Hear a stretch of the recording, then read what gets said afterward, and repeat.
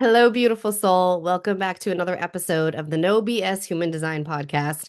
As I'm talking, I can hear it. I'm nasally because I just came home from vacation. So naturally, when I'm on an airplane, I come home with something. So I definitely sound a little nasally. Apologies for that. But I really didn't notice how nasally I was feeling until right now because I haven't really talked to anyone today. It's my first day back from vacation, and I don't know the last time that I've had such an epic vacation. Maybe my honeymoon in Bora Bora, but this vacation was epic for different reasons. My husband and I were basically gifted by the universe an opportunity to go to Phoenix, Arizona for free. So, back over the summer, I asked the universe to give me a way where my husband and I could go away for the night without paying for anything. Because if you've been here for a minute, you know that we are on this journey of budgeting and restructuring our finances. After my husband lost his job last year, he does thankfully have a job now, but it shifted a lot of things. So, we've gotten a lot more structure in place. And we've really toned down on the spending, which is difficult for myself as a Taurus. But this is where I came into understanding, or not understanding, but reimagining the opportunities that are with me within asking for co creation with the universe. So over the summer, I asked for a free trip a night away somewhere. And wouldn't you know, it was the very next day when my husband came to me and said, "Hey, I have to go to a conference in Phoenix, and we happen to have a Delta companion pass. So our hotel will be covered, my flight will be covered, both by his company." And then he said, "We also have this free Delta flight pass. So if you want to come, you can come." And it's literally free vacation. We just had to line up childcare, which is not the easiest for us with my parents not being local and his being kind of distant. And I was like, "Are you kidding? Like, the universe gifted this to me." Not to mention, I have two longtime, really incredible clients in Phoenix that I had never met in person. So I was like, "Oh, we're making this happen." And so last week was officially the week we got to go. It was an incredible experience. We got to see my husband's best friend, who we haven't seen since our wedding because they live out there, and then they had kids and we had kids, and it's just been crazy. And I got to meet my clients. We went out for dinner. It was so much fun. You might have seen the pictures on Instagram that we were all posting of each other. And then there was a little added bonus that I knew nothing about. Super kudos to my husband. He managed to line up. He got, let me preface this with saying, I have been a part of the Hey Mama networking community virtually for years now, since I think before COVID. And 3 years ago, I met this wonderful woman, Katie, in one of the Hey Mama masterminds that they offer. And her and I, she lives in Utah, I live in Massachusetts. Her and I have gotten really close, like best friends, even from afar, even though we never met each other in real life, but we'll pick up the phone and call each other for like the most random shit, like sex questions, like we're calling each other. And wouldn't you know, my husband managed to line it up for Katie and her husband to fly down since we were in essentially their neck of the woods. They're in Utah, we were right in Phoenix. They flew down, surprised me in a restaurant. Her husband got the footage of everything and they all posted it and they made reels and stories out of it. I was shocked. I had literally no idea.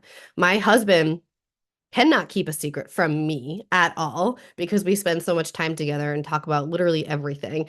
So I literally had no clue what was happening when all of a sudden I heard this woman approach me at the restaurant and say, "Can I buy you a drink?" I don't even, oh, I had no clue. But I'm telling you all of this because you listening, I know that if you are on a personal development, spiritual development path, you have been in the process of, or are probably thinking about how you're shedding some previous relationships in your life, whether they're romantic or friendships or business. When we are growing, we outgrow the spaces that we're in. And Katie coming to see me in Phoenix, the fact that they hopped on a plane, not just her, but her and her husband, paid to come down, spend 2 nights with us in Phoenix. I literally got a vacation with her. That I am not just like looking over. That is huge growth for me because I've really, within the past year, more so than ever, decided to consciously take a step back from relationships that weren't serving me anymore because I give so much in my friendships, like overgive, like host surprise parties for people, like everyone, but I've never had one thrown for me. Like that kind of person is who I am in friendships. And I've recognized that most of my friendships weren't serving me or giving me anything really. But I was hoping and holding on to the fact that they would. And so when I made the conscious decision to start going deeper with people who intrigued me and I wanted to develop more of a bond with because I could feel that they would give to me just as much as I wanted to give to them, this is what happens. Like the universe is literally trying to co-create the best relationships for you, the best people for you. You just have to be open to receiving it, and you have to be vulnerable and uncomfortable enough to say like, "Hey, I really like you. I'd love to chat more. I'd love to, chat once a month, every Monday or whatever it is." That is how I've been developing these relationships with really amazing people who will literally fly to go see me.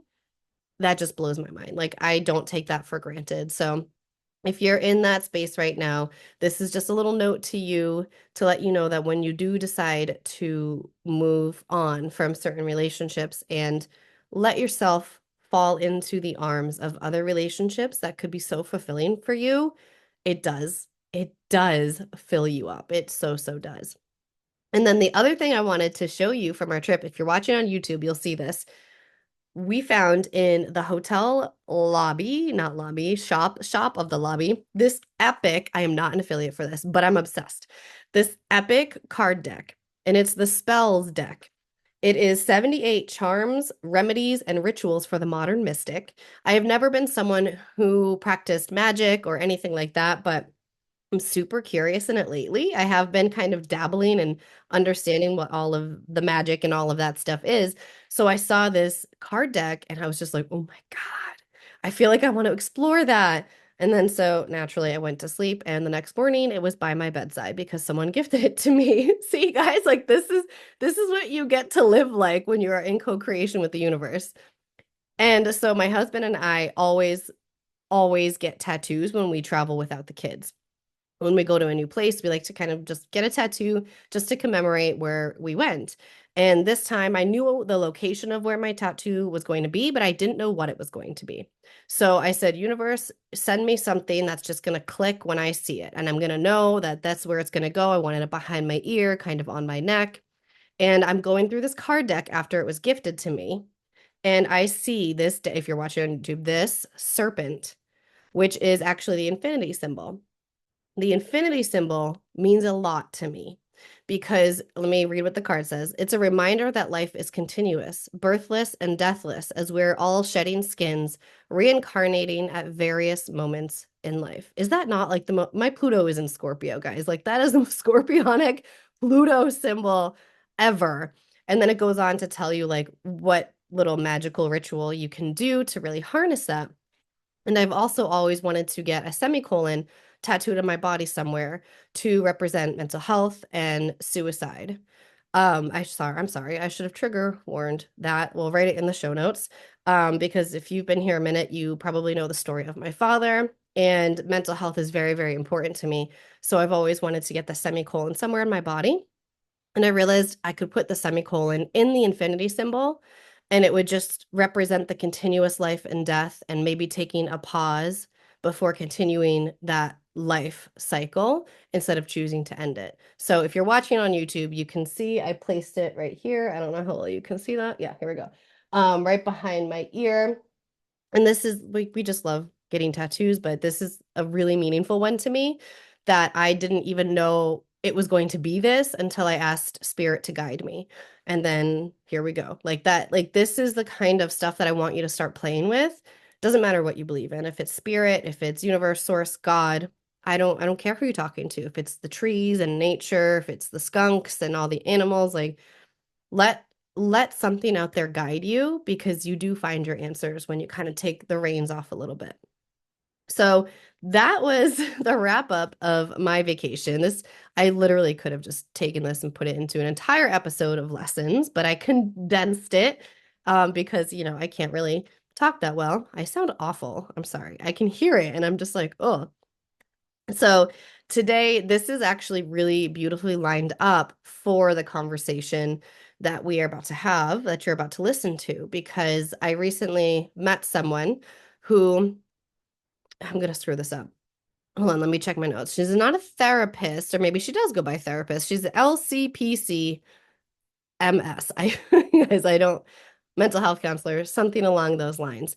And she knew about human design, and we talked a lot about the sacral response and or lack thereof due to trauma, getting cut off from your sacral responses due to dissociation in the body. And because of her expertise and her background and her knowledge in human design, I thought she was the perfect person to come on this podcast and have a conversation with about it. And why I'm saying this is so perfectly lined up for everything that I just told you about co-creating and asking for help is because it's about building that trust back with your body and knowing when you receive guidance. So like old version of me would have seen this serpent card and just been like, cool, and would have kept going because I wouldn't have felt anything in my body. But when I saw this card, I went through the whole deck. That's what they teach you to do when you get a new card deck. You one by one go through them all. And I saw it and my whole body just stopped. Everything stopped. And I listened to what it was saying. But it's taken me a long time to get to that point because I was very dissociated from my body and what it was trying to tell me, what she was trying to tell me. So this is a very fitting episode or conversation for you to start thinking about how you can better understand that intuitive guidance, call it your authority, and just connecting back to your body in general. So today I have Safrianna Lughna. She is known as the Queer Spirit Guide, and she is a transformational mentor, international best-selling author, and CEO dedicated to fostering collective joy, compassion, and curiosity. You know, curiosity is one of my favorite words. It's on my soul codes all the time. And with her background as a licensed trauma therapist and spiritual teacher, she empowers visionary leaders, healers, and creatives to embrace self-love and authentic embodiment while uplifting others. She is just a delight. Like I am so happy I was able to get her on this podcast and that we can share our wisdom with you guys combined. And I trust that this is going to be everything you need to hear for today. I'd love to hear any feedback, any aha moments, and of course, reach out to Saf because she would love to hear from you too. All right, grab a pen and paper. You might want one for this one, maybe even some quiet space if you're able to tune into your body a little bit while listening. That can be really helpful too. All right, go enjoy the episode. Welcome to the No BS Human Design Podcast. I'm Adriana Keefe, human design coach and motivational speaker. I went through my quarter-life crisis in my 20s and had to learn how to navigate through finding what I was meant to be doing with my life. I refused to believe in the culture that said we were all meant to have the same path and boring careers until we retire and die. And along my journey, I found human design, a system that reveals your energetic blueprint, showing you where and how to access your body's consciousness and how to live as your true self. Human design changed my life, so I started sharing it with others and changing their lives, but we were all finding the same problem, a lack of resources that explain the system in easy and useful ways. So I created this show, where we dive deep into the lessons of the human design system without the BS and the noise you find on the internet. Listen in for lessons in human design, finding your purpose, manifestation and spiritual practices, human design within business, and so much more. We connect with other experts in the human design and spiritual realm in a refreshingly honest way to help you find your way along your spiritual path and live this life with intention. It's time to let go of the societal expectations of being and let yourself find abundance through being uniquely you. Let's get started.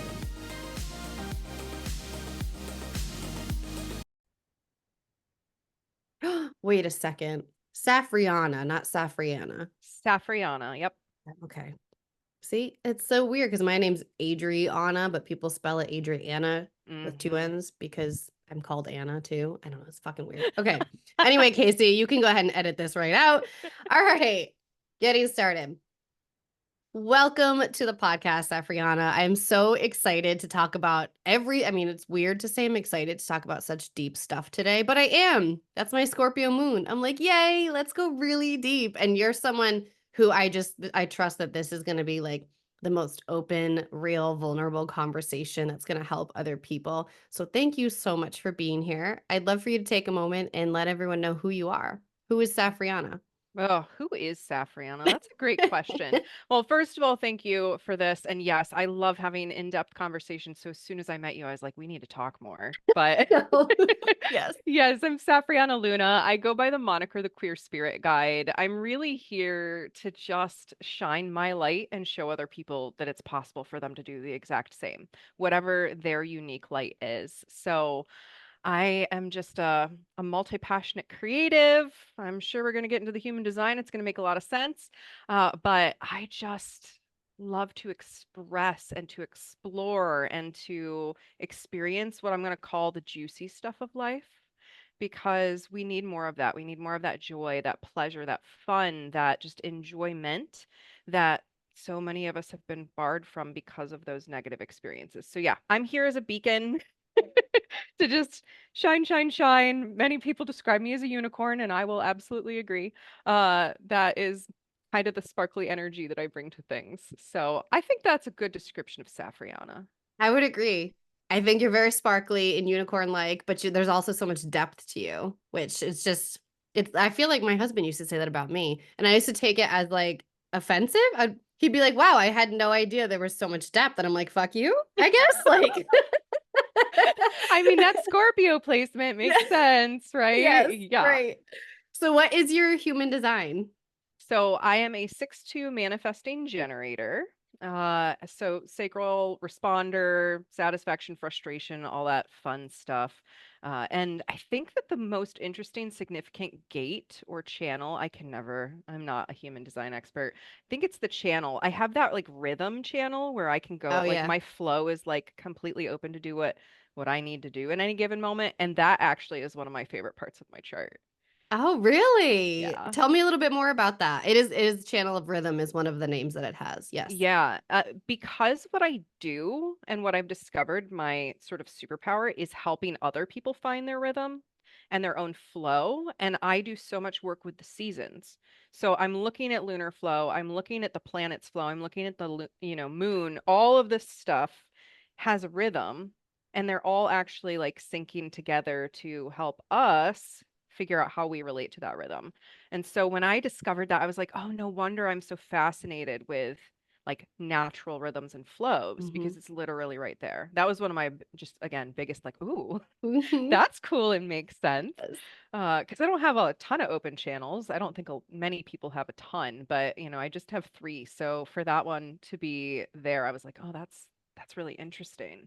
And looking at other people who have just one or the other or neither, how different I am and how adaptable I am with my flow, but I still need a little bit of structure, of course, because Hmm. that's part of it. And then in there, I'm like really able to run free and play. And yeah, that just fascinates me about that. Especially with the seasons and everything that you're talking about. Like I Hmm. love that perspective. I don't have that channel or either gate actually. So I really like hearing that because I learned through you guys who do have that Yeah. activated. What about your top three in astrology? So I'm a Gemini sun, Cancer moon, and ascendant Sagittarius, but I actually am more Cancer than anything else in my chart. I have a Mm. Cancer stellium out the wazoo. Like I think I have 4 or 5 Cancer placements. It's quite wild. So I'm mommy, the mommy of astrology more than anything. That very maternal, loving. Like the Gemini, uh, definitely fits my gregariousness and my willingness to talk to people, and no one's a stranger. We're all connected. But I really resonate with the emotional depth of Cancer and it being my moon placement and Cancer being a moon, really a moon sign. It's like this amplified emotional lunar energy, which makes Mhm. sense why my brand is called Living Luna. Did you know that before or after? Uh, that's a good question. It was after because I actually didn't have my chart until about a year and a half ago. Mm. So I couldn't get my human design. I couldn't get my astrology because I only knew my birthday. I didn't know my time. The state that I was born in, Pennsylvania, they don't put your birth time on it unless you specifically ask. So I Oh, literally like weird. had to send them a form and be like, "Can I please know when Oh, I that's was so born?" dumb. Yeah. Weird. So yeah, this is all very new to me, actually, the astrology placements, the human design, but it's definitely been like, oh, okay, that makes a lot of Hmm. sense now of a lot of things. Yeah. I've been uncovering more of my astrology lately and diving more into that. And although Gemini is not in my top three, I have four placements in Gemini and I see so much Gemini in me now. And I'm like, oh, okay, that makes a lot of sense too. Okay, I get it. Awesome. Okay. So tell us a little bit about what your day-to-day work is like. What do you really love teaching people, guiding people through? Where's your magic? Yeah, so again, multi-passionate, creative, manifesting generator, so I do a lot. Hmm. And that was actually something my design was really affirming. And I was like, okay, give yourself a break that you like variety, like it's in Hmm. your design. My favorite thing is to work directly with clients in my bigger, I would call them my like signature offers, where we really go deep. I do blueprint work with people. So looking at all of these different design elements, but also the body, the emotional history, all of it as this sort of big tapestry of who they are at their core and what they're here to do. So I love doing that work, but my big, big, big passion is in writing and speaking. So I've really shifted more recently to my author journey. I am about to release a second poetry book this year. Yeah, two poetry books in a year, and both of those poetry books are about overcoming trauma. So my favorite thing, I guess we can call it favorite thing to do is to really write about and speak on the really hard things that people are afraid to speak on or talk about or write about because they're literally terrified of what someone's going to think or say or, are the people that they're writing about going to or speaking about going to come get them, right? Like all of this Hmm. fear paradigm. So I had to go through that journey myself to stand where I am now. And that's why I'm like, this is my favorite thing ever to do now because I've proven I can do it. I can talk about the hard things, I can write about the hard things. And that really is what I think is the gift, right? That I can anchor into that and like not go absolutely insane while sharing these really, really awful historical pieces of my life. And in that, that relates back to the healing work. I got my start in trauma therapy. And now I'm working more with like visionary leaders, CEOs, impactful, board members on businesses who are showing up in their trauma and they don't recognize how their lack of looking at the trauma or, doing the shadow work is actually trickling into their work culture and they are re-traumatizing other people. So not a thing that we want to admit, but absolutely like we can turn that around and completely change things. So that's what I really love to do is help people flip that script and not be controlled by that history anymore. Just like in parenting, I actively see my husband and I do that. It's a very conscious thing every single day where Right. we stop and we take a breath and we think in our heads. Like you'll see each other of us, even though we're not communicating it, you see it happen. How do we just want to do it differently than our parents did? Yes. And definitely more mindful and more aware.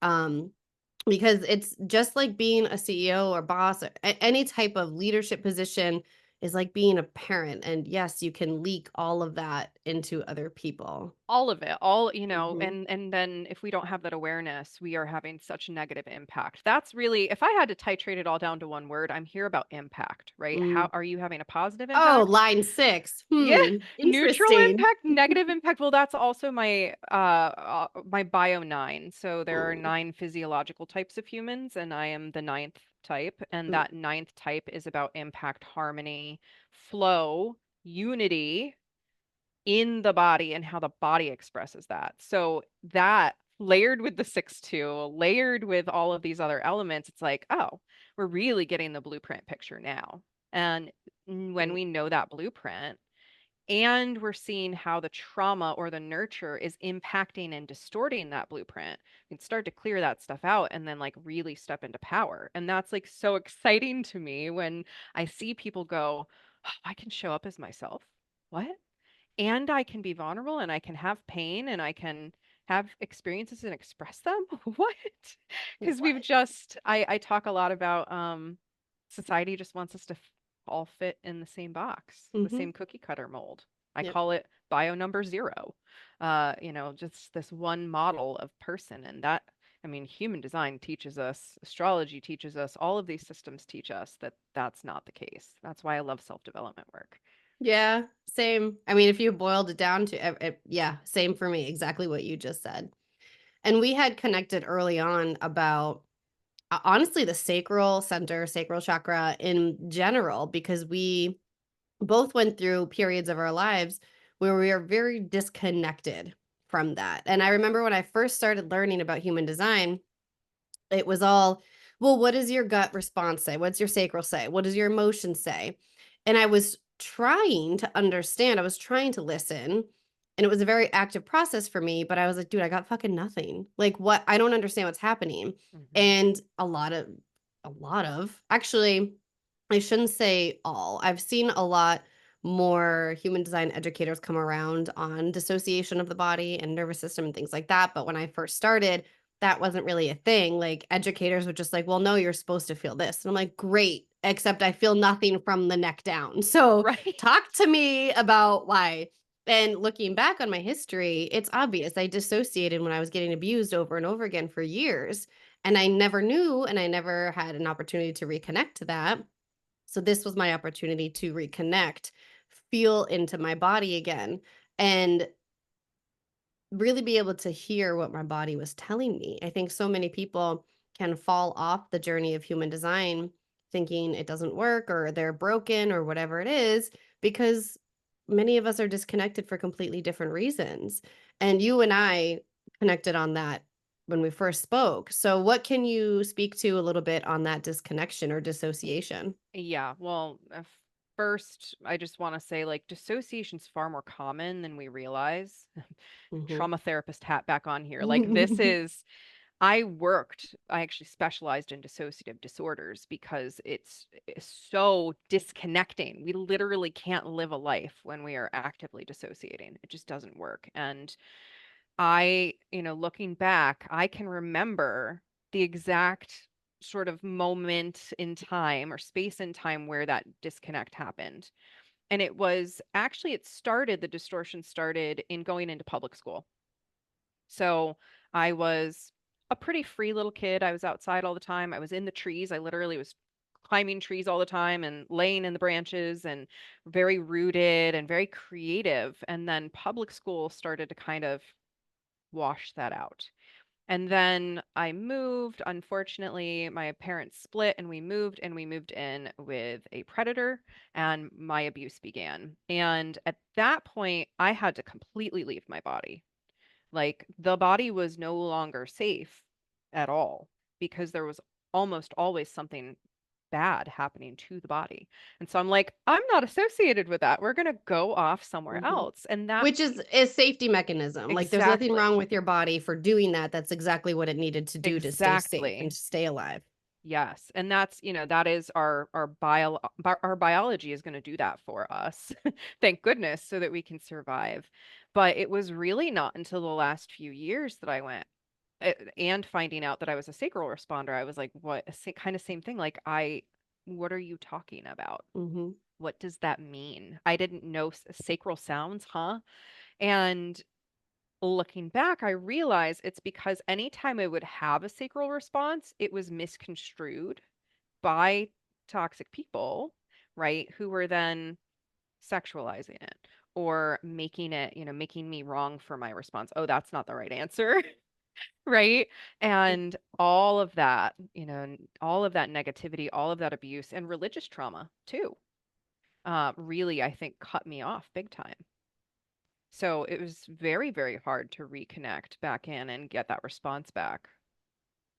And now I'm thinking about it, I'm just remembering how much I used to pride myself on how numb I was. Like Mm, how I didn't cry. I wouldn't even cry over a breakup or like, friends, I would just be like, if they're not serving me, bye bye. Like it was just, I thought it was like a badge of honor yep. to not show emotion. And, you know, in some ways in my family, that's kind of how I was raised too. There was, don't cry, you're being a baby, blah, blah, blah, all of that. Now I'm so deeply connected to my emotions. I'll probably cry at some point during this conversation because I just like cry a little bit every day over something, even if it's happy. Right. Um, and this dissociation doesn't necessarily have to come from something as quote big as trauma. It can be like you're mentioning with the sacral responses, like a vocal initial gut response. It can be that people have shut you down for so long that you now are dimming your enthusiasm and dimming your enthusiasm. And then over time, you just shut off from your body and you just think in your head, it's better for me to not be excited about anything. That's extremely common in any generator type. But you see it in all the types as well. It's just people shutting you down left and right. So it can be that type of dissociation too. Is there anything you would add to that? Yeah, absolutely. So one of the things I teach is the spectrum of dissociation. So everyone dissociates. It's really important to know this. Like the brain naturally has the capability, I like calling it popping off an emotion. So it's like you get rear-ended at a stoplight, okay? And you're like, okay, I am safe, but I'm really probably frustrated, right? That's probably like the what the hell? I just, Mhm. somebody just fucking rear-ended me. So you're feeling anger, you might be feeling frustration. I'm on my way to work now, I'm going to be late. But your humanity kicks in. You pop off the anger and the frustration, you put it over here, you dissociate it. You get out of the car, you go check and make sure the other person's okay, you get the insurance information out, you call the police to file the report. You're not feeling the anger and frustration actively anymore because you're in problem solving mode. You have Mhm. dissociated the major emotions. Okay, so using that example, we do that kind of dissociation all the time, right? You're in a work meeting, your boss says something stupid, you're like, ugh, I can't express that right now. Popping it off. We are dissociating the emotion. But on the spectrum of dissociation, when we keep doing that and we keep popping the emotions off, we start to go up the spectrum. Because what we're supposed to do is we get the paperwork filed, we get to work, we have our day, we come home to our loved ones and we go, oh my God, I got in a car accident this morning. It was so frustrating. I was so mad at this person. And we express the emotions, we clear them out of the system. They're no longer dissociated, they've been integrated and moved through. But when we're chronically popping those off, just like you said, someone's naysaying, your family members are shutting you down left and right every time you express. You're going to develop that chronic, like, oh, well, I guess I'm not allowed to feel that. Got to pop that off. Oh, can't feel that either. Going to pop that off. And eventually we can get, especially if there is then trauma layered in, is where we get those more complex dissociative disorders. We get PTSD, we get complex PTSD, we get identity disorders. Bingo. Yeah. Mhm. Complex PTSD over here too. So it's really important that we not shame ourselves for that process of dissociation because again, everybody does it. It's just that the chronic use of dissociation as a tactic without integration turns into disordered dissociation. Mm. So it sounds like what you're saying. So let me give an example and then I'll add my question. Old me, if I felt really like I had to cry or like there was a strong emotion, I would just suck it up. I'd hold it in, never let anything out, especially around my kids. Current me, I'm very open to crying around my kids. I express emotion with them. I let them know what's happening, why I feel what I feel. And there are sometimes times where I can feel that there's an emotion so strongly that I'm going to need to take a minute to like go away. So something happened to me a couple weeks ago that it was borderline devastating, and I was with my kids and I could feel it for the hours that I was with my kids. I was like, okay, I'm going to need to go home and I'm going to need to cry. And so when I got home, I told my husband I need to go have a shower cry. That's where I have my best cries. And I passed the kids off to him and I went in the shower and I'm not even kidding, it was like 45 minutes of crying. It was such a release. Not to say it made everything better, but is that basically what you're saying? How I tell people to let themselves release the emotion that continues to unblock or prevent dissociation? Yes. However we feel or express the emotions. Of course, it can be talking to the loved one, right? Like you could have talked with your husband and sat down if that worked for you. Yeah. But it sounds like for you, you like to go get space Mm, and process it there. And then I'm sure if there's still stuff, you probably come back and talk about it yeah. and let him Yeah. know what's going on or a friend or whatever, right? So However you feel the feelings, it really doesn't so much matter as long as you let yourself feel the feelings. So many of us try to bypass and just, again, pop it off. Another great metaphor is it's like you're having this really awful feeling or trauma or whatever. And so you shove it in a shoebox and you shove it in the basement. Mm-hmm. Eventually, that door opens and you go to shove something else in there and it overflows, and you have what we like to call a mental breakdown. Mm-hmm. And that's not what we want to do, right? So it's really important we not fill that basement. We want to be taking the shoe boxes out one at a time and going, okay, let me flip you open. Is there anything that I need to process in here? And that again, you can dance. Whenever I'm Mm-hmm. feeling emotions, that's what I go do. I go out on my porch and I turn on Yeah. music and I just start moving my body because I'm like shaking off the frustration or the pain or the whatever is in me. But I'm still feeling it. I'm not trying to bypass it. I'm sitting with it in the dancing. I also love the shower. Like if I'm really overwhelmed, I'll just go feel the hot water on my back, Mm. right? Like what a blessing to have running water. And so there's so many different ways, but what works for you? So I love that you have that. You know, you just need to go cry it out and you can take that space and that's going to work for you. Somebody that might be journaling, somebody that might be having a coach or a therapist on call that they can touch base with, right? There's so many different ways we can process as long as we process. Is the Exactly. yeah, just let yourself feel it. That's I think my biggest I'm even going to call it a crusade because that's what it feels like is I am on a mission to convince people not to keep bypassing, like spiritual bypassing, emotional bypassing, physical bypassing, like that ignoring. It gets us absolutely nowhere. Mm-hmm. Yep, just blocked up and then blocked in life, essentially. Mhm. That's in the majority of the people who come to me, especially for like one-to-one coaching. Um, what would you say was maybe the first and or one or two things that you started to do to start feeling your body again? Dancing is probably actually my biggest one. And I really, when I first started dancing, I couldn't dance around anyone else because it was so vulnerable. And that's something I just want to speak to is when we've experienced trauma, things like physical movement, going to the gym, even getting up out of a chair or off the couch can feel overwhelming because that makes us to some extent feel our body. So if we are dissociated from it, we can be completely avoidant of those things. I was super avoidant of all physical movement until my mid 20s.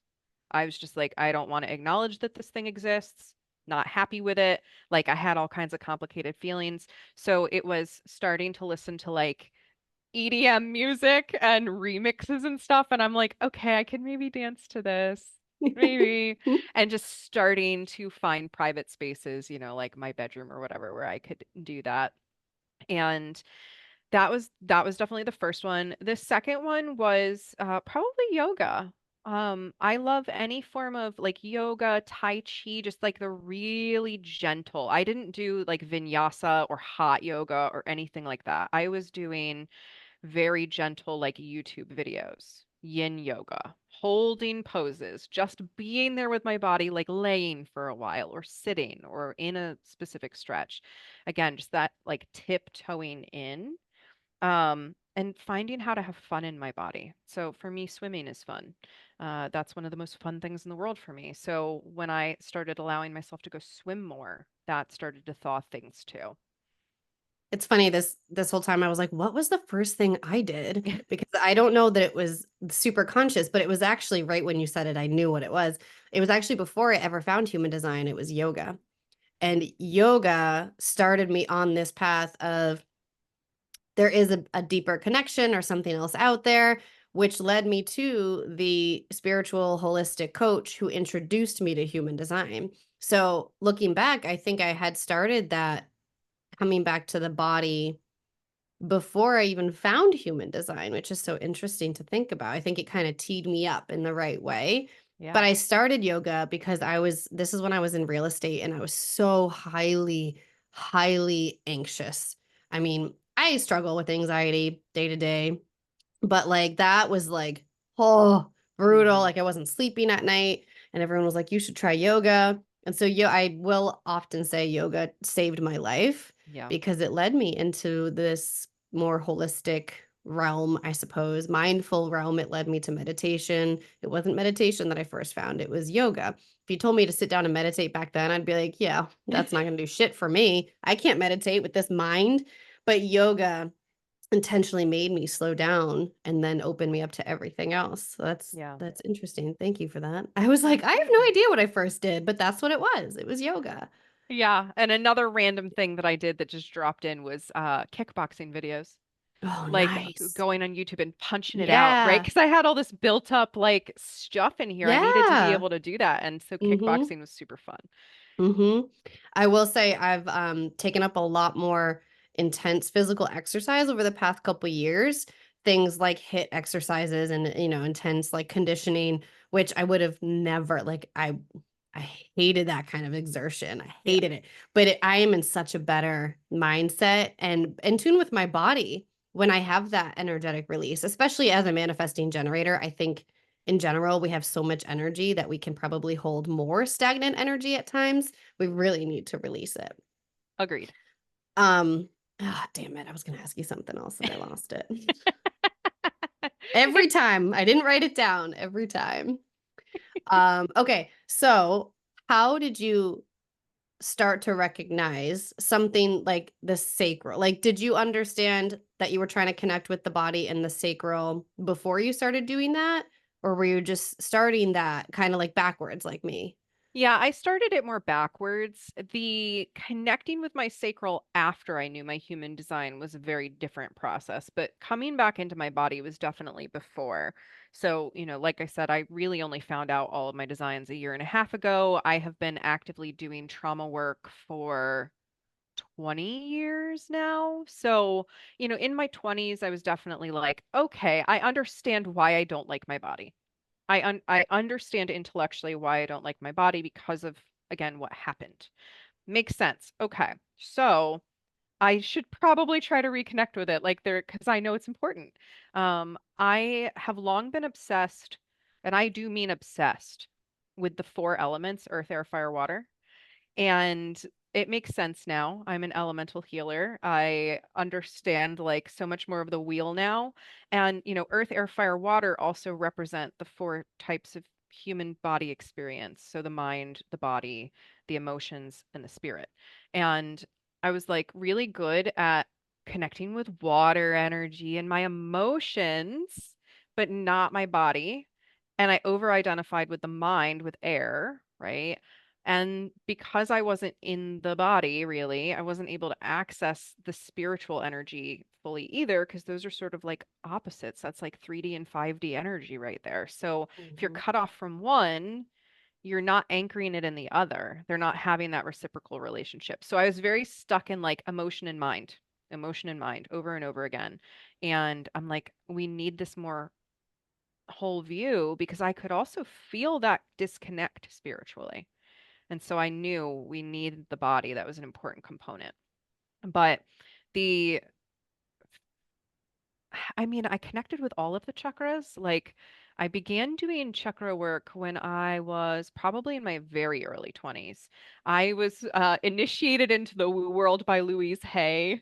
I Oh, feel like yes. so many people, like, that's their story. I was 18. I bought I think it's the You Can Heal Your Life by Yeah, I have Louise it Hay, somewhere like behind me. the Yep. original, the OG. Hmm. And that was my like, oh, I am having these physical problems Yep.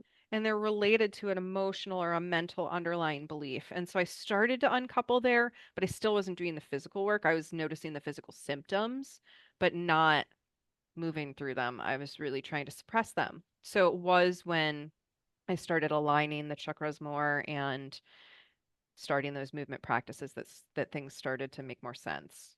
And So, looking back on my own, I've worked with an Ayurvedic coach and I've worked mhm. with a medical astrologist. I just love learning different modalities for my health. Yeah. And both of them gave me certain yoga positions to sit in, to sit with, not to vinyasa, not to flow, but just to sit with. And I'm Mhm. connecting those dots as we're talking about it. Like, yes, that makes sense because you're reopening and relearning that part of your body.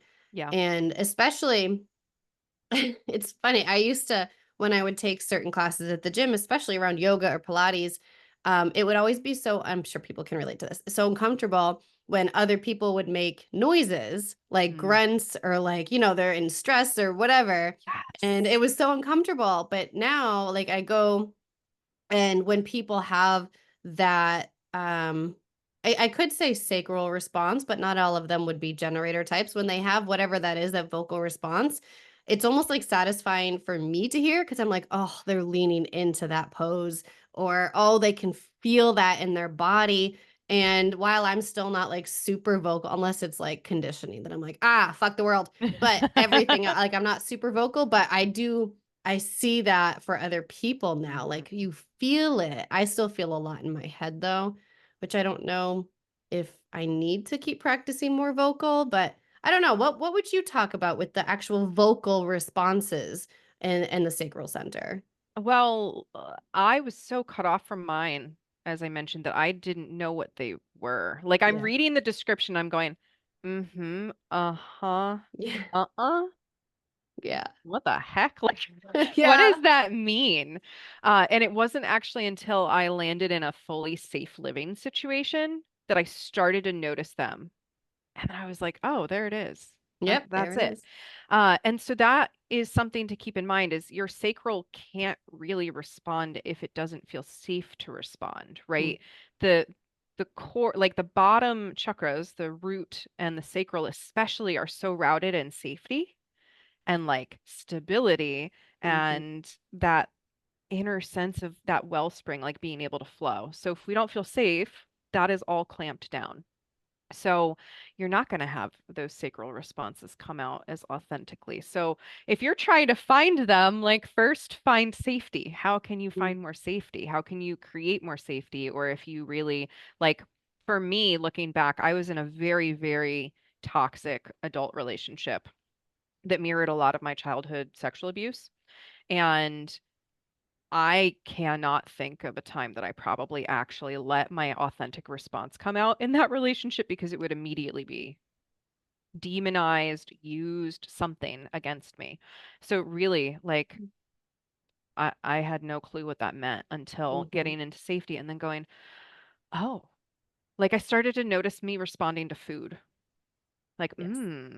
Mhm. right? And I'd light up like, ooh, I want to eat more of this. Like, and that was so foreign to me. I'm like, huh? Yep. What does this mean? But I did have the definition by that point, but I really like thinking back.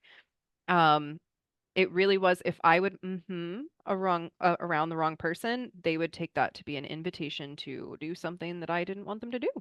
Mhm. And yes, there was a lot of fear and the sacral and fear, I mean, they go hand in hand when it's out of whack.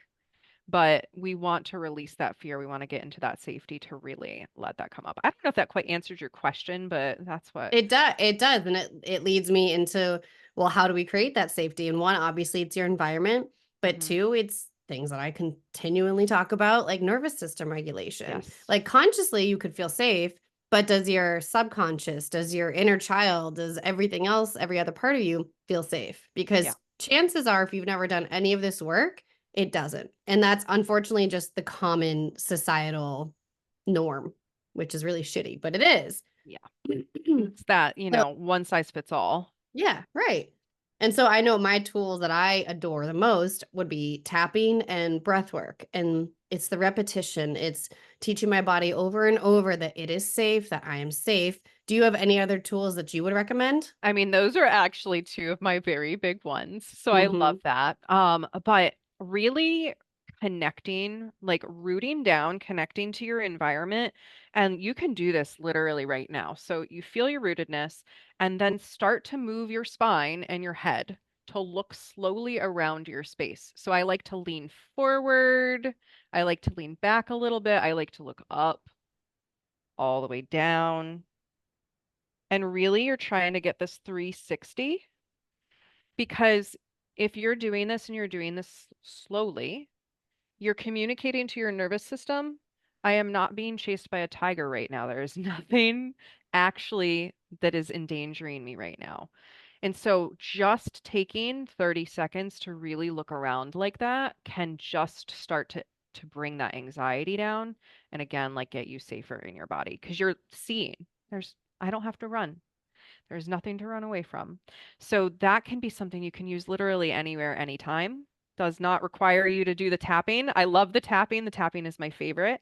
But you're in a restaurant, you're anxious, you are finding yourself dissociating because whatever, right? Like just that slow looking around. And that's the key. You're turning the head, you're actually turning the spine a little bit. You're getting that twist in, right? And that's also connecting with your vagus nerve and all that good stuff that really helps that nervous system regulate.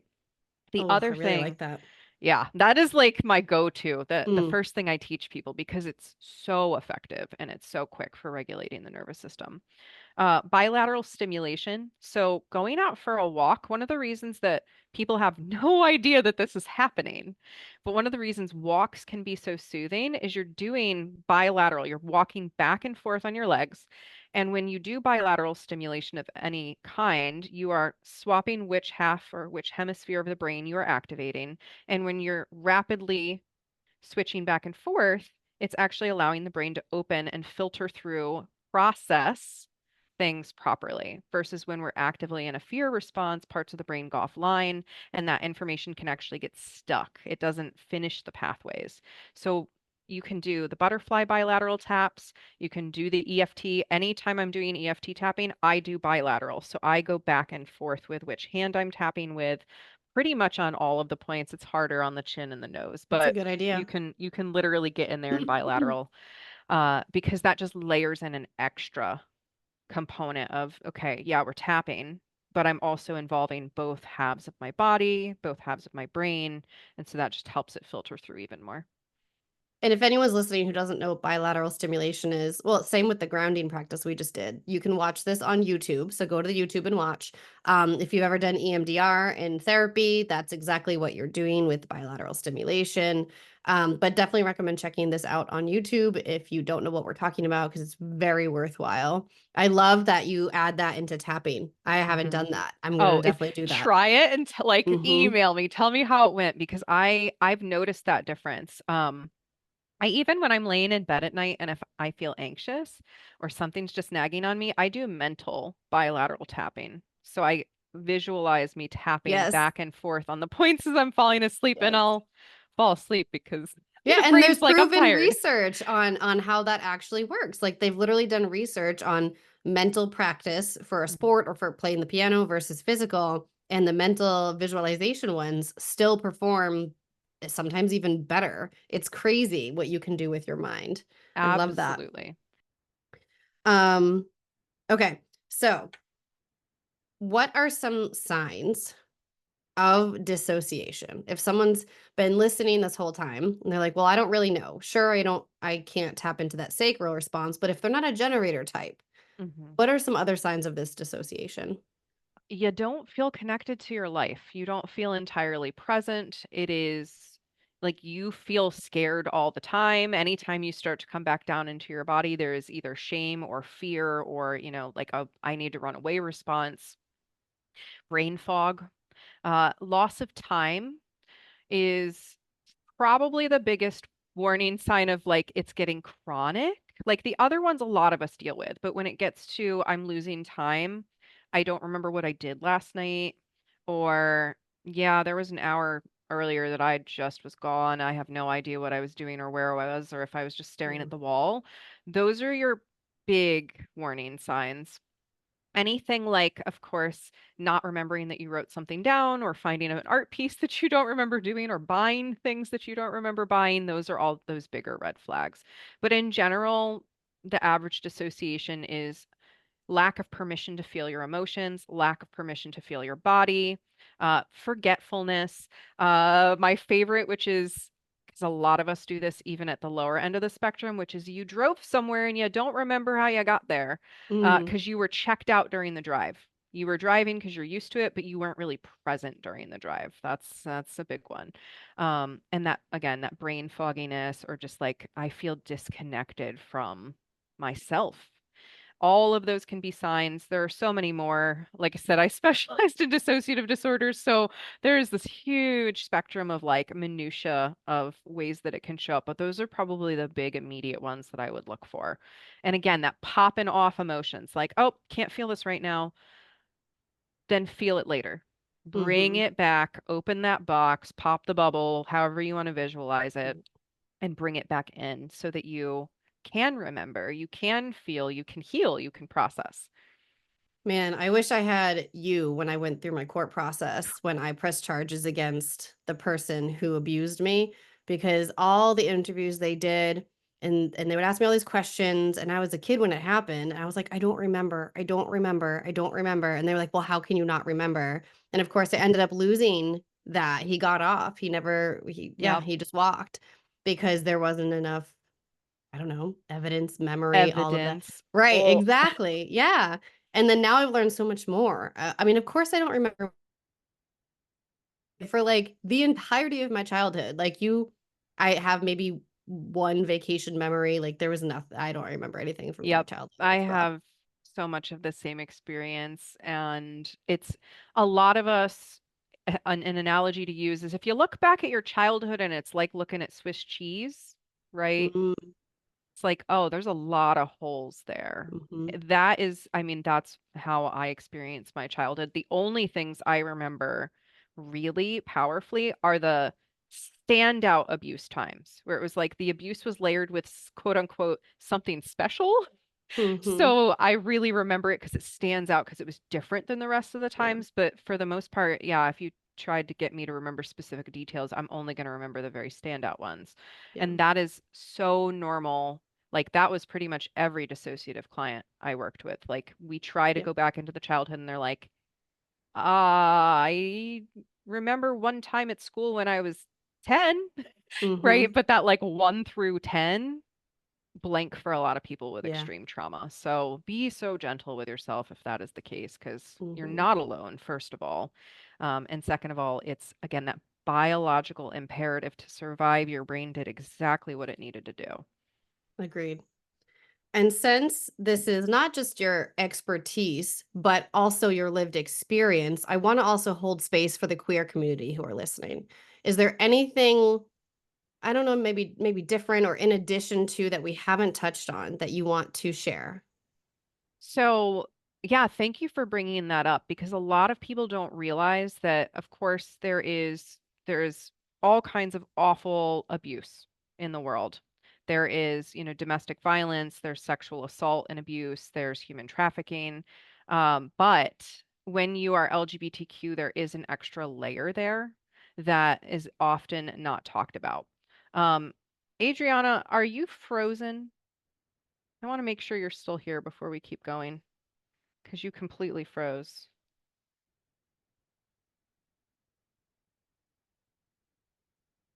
I'm gonna wait. She edits.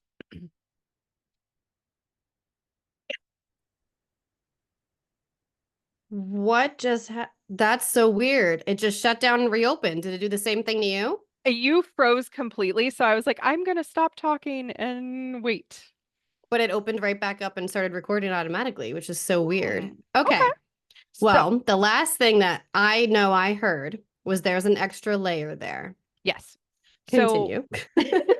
so the extra layer with the LGBTQ community is that that is often used as a means or reason to abuse.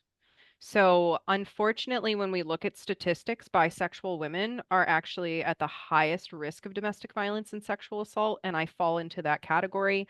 They are the most likely to be re-abused and re-traumatized. And of course, that if you layer in then Black or trans on top of that, like trans bisexual Black women, like that unfortunate the status of that population, like, like my heart just even talking about it, I'm like, oh, the trauma, like it's so much.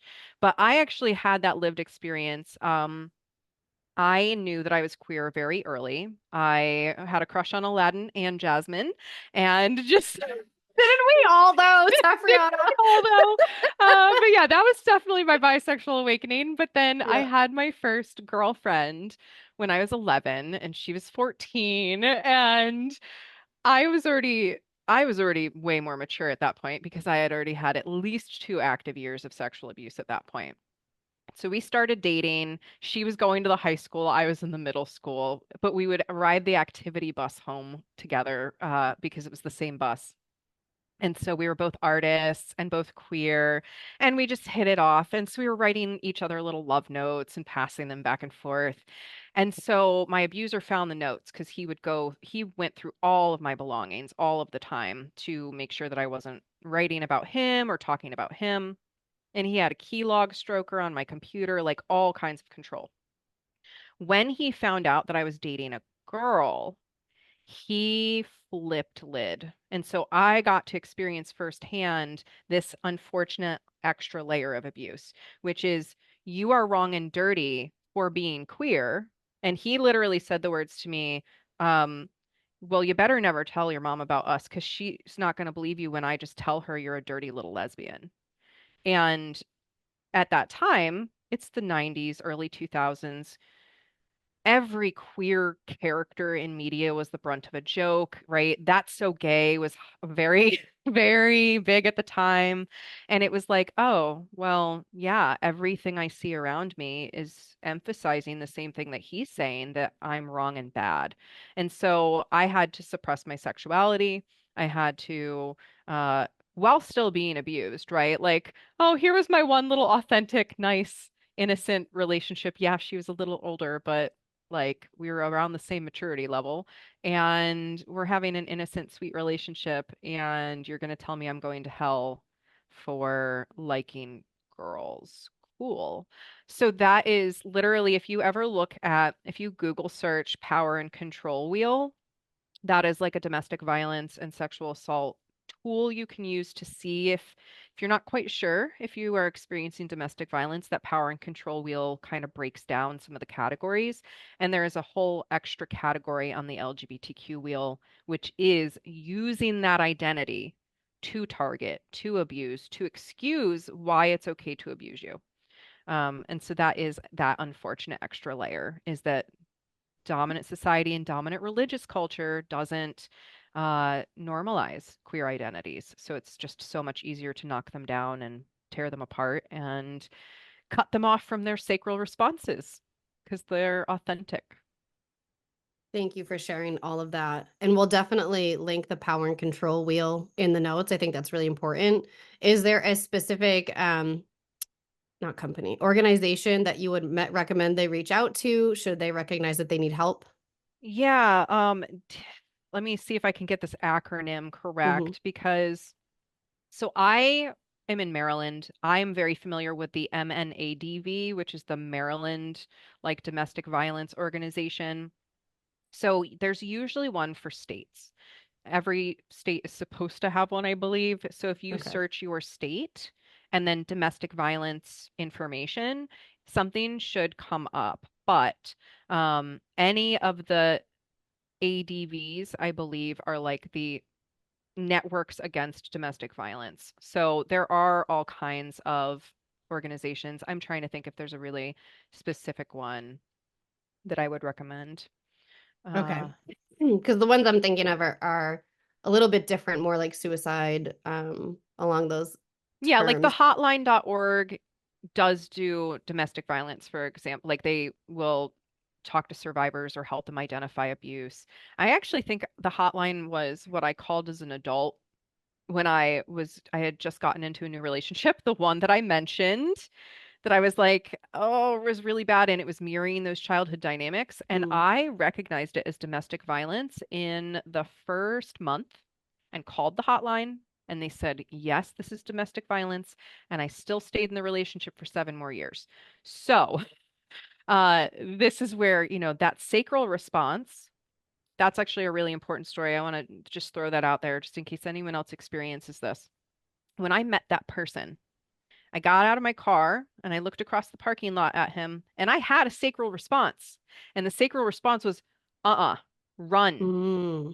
And I ignored it because I had been taught to ignore it, or not even just taught and groomed to ignore it, but invalidated so many times that I was Yes. ignoring it. Yep. And so I ignored every single aspect of that relationship. And even when I heard from the hotline, like, yeah, this is what it is, I was like, oh, well, that's just what I know. So I guess I'll keep Or I can doing fix it. this. I can fix them. Yeah. Surely it can't. Yeah. And so Hmm. don't ignore your sacral responses if you feel them, if you're a sacral responder or, any other type of responder. You have that emotional hit, you have an intuitive hit, whatever it is, Hmm. don't ignore it because it's there. Hmm. Your body is there to signal you for a reason. Mm. God, this was a powerful conversation. Thank Thank you so you. much for sharing so openly, for sharing not only your past, but your present and what you see for the future of everyone listening. This has been, I think, really eye-opening for people who don't fully know that maybe they are dissociated from their body. Because we didn't know for a very long time. Nope. And it can show up in really small ways too. Like I said earlier, it's not always these big, huge traumatic events that can happen that can do this. So thank you for sharing. Where can Absolutely. people connect with you? Yeah, so safrianna.com is the easiest place to find me, and then livinglunas with an S at the end.com. Those are our two big pages, but I'm always active on Discord. So if you have a Discord or you are interested in joining Discord, it's kind of like a hybrid chat forum app. Really takes me back to my college days with AOL Instant Messenger.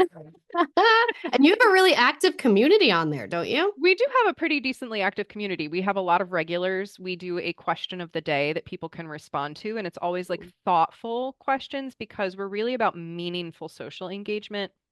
And yes, I'm in the service industry and I write and all of that, but at my core, I care about building community spaces where people can show up and be themselves and, feel mostly safe to express. Sometimes people are like, I'm not going to get into that here. And so they draw that Yeah. boundary and they'll even state like, yeah, I have opinions here that I don't want to share on this. And Yeah. that's really great. Like having a community where we can just celebrate each other's unique differences is what I'm all about. Yeah. Amen to that. Thank you so much for being here. I appreciate you for Absolutely. taking the time and for doing the work that you're doing in general. The more of us that are doing this kind of embodiment work, if you will, I mean, the better that the generations underneath us are just going to be. So thank you for being here. Absolutely. Thank you so much. It's an honor, as always, to talk with you. Thank you.